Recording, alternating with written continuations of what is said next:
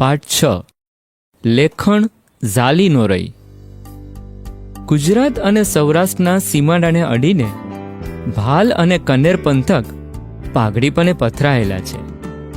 કુદરતી અમીદ્રષ્ટિ ઓછી હોવાને કારણે એના માટે આદિકાળથી એક કહેવત કહેવાતી આવી છે, કપાળમાં ઉગે વાળ તો ભાલમાં ઉગે ઝાડ. આવી ઝાડપાન વિનાની વેરાન ધરતીને માથે કબૂતરના માળા જેવું નાનું એવું ગામડું ગામ છે. ગામમાં રાજપૂત, દરબાર, કણબી, ભરવાડ અને વસવાયા વરણના 500 ખોરડા છે. 2 ખોરડા વાણિયા અને બ્રાહ્મણના છે. ઉનાળો ધરતી પરથી ઉચાળા ભરવા માંડે, ચોમાસાના પગરણ મંડાય અને ભારે વરસાદ તથા વાજળીથી ગાડા માર્ગ બંધ થઈ જાય છે.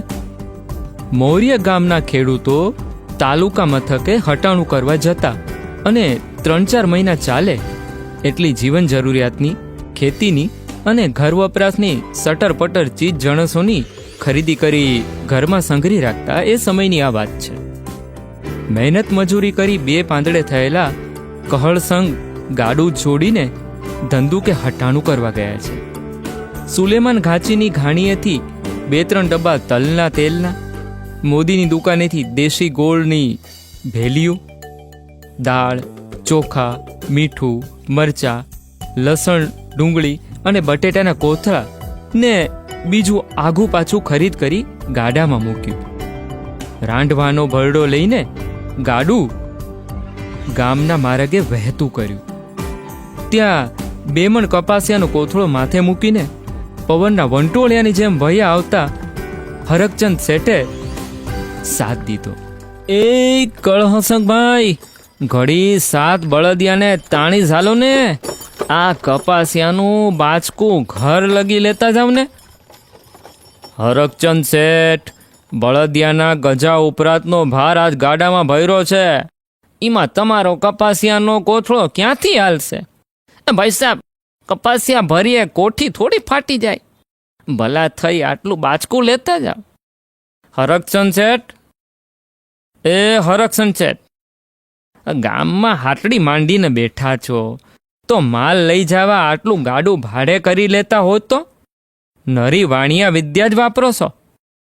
ભઈલા, આજ તો હાટની ખરીદી કંઈ જ ન હોત. વૈદના પડીકા લેવા આવ્યો તો પણ થયું કે ઘરે ગાય વિયા એવી છે તે અહીં સુધી આવ્યો છું તો લાવને કપાસિયાનું બાચકું નાખતો જાઉં.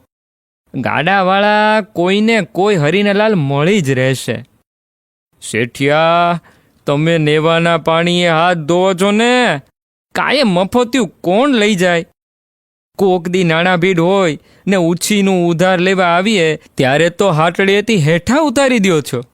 ઈ સાંભળે છે? ઓલું કહે છે ને કે આપણે વેત નમીએ તો કોઈ હાથ નમે, સમજ્યા?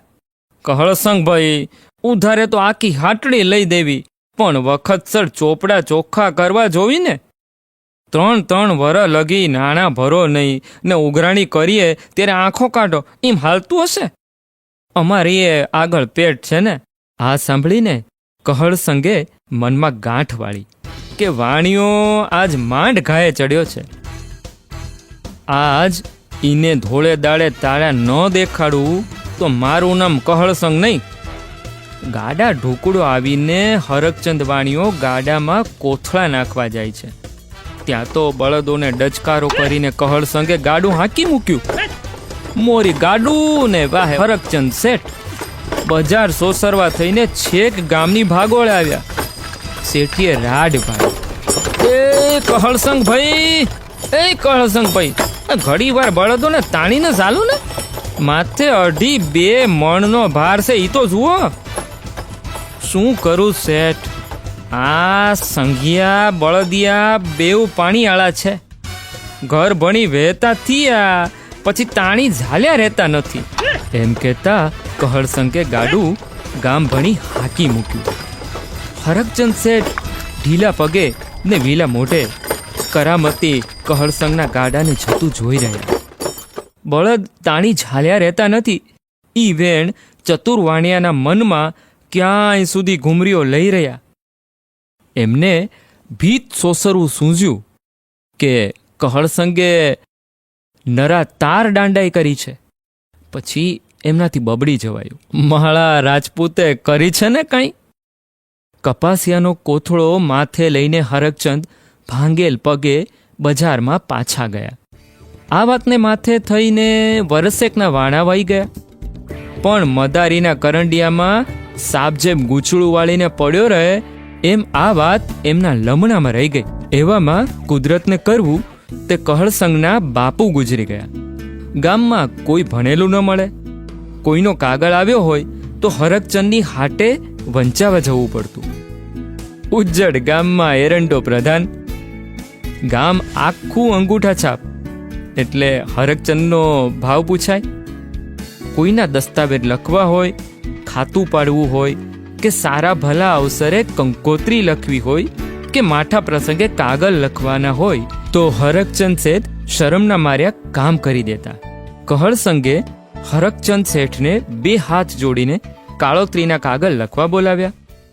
શેઠને મનમાં થયું કે તે દી તો બાપુના બળદિયા તાણી ઝાલ્યા રહેતા ન હતા ને આજ મેલાના કાગળ લખવા બોલાવે છે. ઠીક લાગમાં આવ્યા છે. આજ ઈને ભાલીએ ન ભરાવી દઉં તો મારું નામ હરકચંદ નહીં. આમ વિચારીને શેઠ કાગળ લખવા બેઠા. કહળસંગે એમના બાપુનું કારજ પાંચમનું રાખેલું. શેઠિયાએ થોડાક કાગળ પાંચમના, થોડાક છઠના, થોડાક સાતમ, આઠમ અને નોમ તથા થોડા દસમ 11 તિથિના લખીને જાવા દીધા. પછી તો ભાઈ એક દિવસનું કારજ હતું એ લગાતાર 7 દિવસ ચાલ્યું. ઓલ્યા જાય ને ઓલ્યા આવે, ઓલ્યા જાય ને ઓલ્યા આવે. કહળસંગના કુટુંબવાળા સંધાઈ વિચારમાં પડી ગયા કે મારું આ ચમનું વેતરાણું છે. અલ્યા, મેલ્યાના કાગળ કોની પાસે લખાવ્યા હતા? કાગળ તો હરકચંદ શેઠે લખી દીધા હતા. ઈ તો ડાયું મનેક છે, ઈ ઉઠીને આવી ભૂલ ના કર્યો. શેઠિયાને બોલાવીને પૂછવો તો ખબર પડે ને. આ તો ખમતીધર ખોરડું છે, પણ કોઈ મોળા પાતળા માણનું ખોડું હોય તો ખેતર વેચવાનો વારો આવે કે બીજું કાંઈ. હરકચંદ શેઠને તેડું મોકલ્યું. હાથમાં ધોતિયાનો છેડો ઝાલી, કની લાંબી લેખણ ખોસી, માથે રાતી પાંચાળી પાઘડી અને પગમાં મોજડી પહેરી કહળસંગ શેઠના ફળી આવ્યા. સૌ પૂછવા લાગ્યા, હરકસનભાઈ, આ ચમનું બફાનું છે? શેઠિયાએ ઠાવકું મોં કરીને માંડીને વાત કરી. સાંભળો ભાઈઓ, વરહદી મોરની વાત છે. કહળસંગભાઈ ધંધુકે હટાણું કરી ગાડું લઈને ગામમાં આવતા હતા. ઈ વખતે બજાર સોસરો હું કપાસિયાનો કોથળો લઈ ઈમના ગાડામાં મૂકવા ગયો. તેદી ઈમના પાણીયાળા સંઘિયા બળદો ઝાલ્યા નહોતા રહ્યા. ઈમના બાપુના કારટાણે કાગળ લખતા લખતા મારી લેખણ ઝાલી નો રહી. બહુ તાણી ઝાલી ખમ માને તો ને.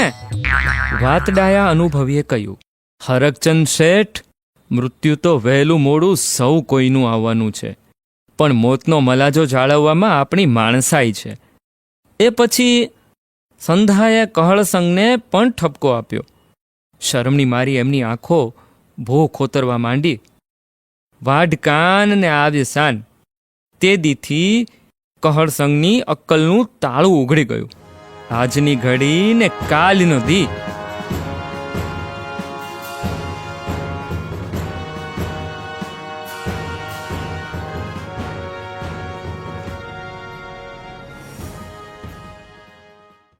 તો જોયું વિદ્યાર્થી મિત્રો, કેટલો સરસ પાઠ છે. પણ આ પાઠ એટલે જરૂરી છે કે એમાં કેટલાક રૂઢિપ્રયોગો અને કહેવતો છે. તો રૂઢિપ્રયોગો અને કહેવતોના અર્થ આપણે જોઈ લઈએ. સૌપ્રથમ રૂઢિપ્રયોગ જોઈએ તો પહેલો રૂઢિપ્રયોગ છે ઊંચાળા ભરવા, એટલે ઘર બહાર ખાલી કરીને નીકળી જવું. બીજો રૂઢિપ્રયોગ છે પગરણ મંડાવા, એટલે શરૂઆત કરવી. એના પછી છે સંઘરી રાખવું, એટલે કે એકઠું કરી રાખવું. પછીનો રૂઢિપ્રયોગ 2 પાંદડે થવું, એનો અર્થ છે સુખી સંપન્ન થવું. પછીનો રૂઢિપ્રયોગ મનમાં ગાંઠ વાળવી, એટલે કે નક્કી કરવું.